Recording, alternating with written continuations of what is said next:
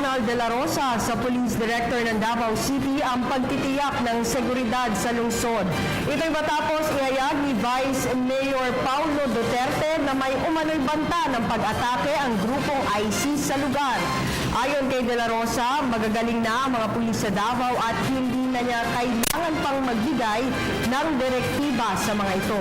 Nananatan niya ang kanilang Commander-in-Chief na si Pangulong Rodrigo Duterte ay naroon ngayon.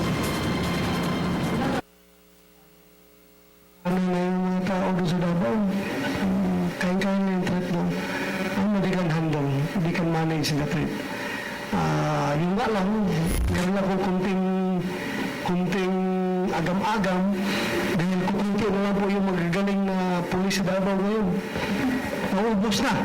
Karamihan nandun sa Malacanang at ang iba nandito sa Krame.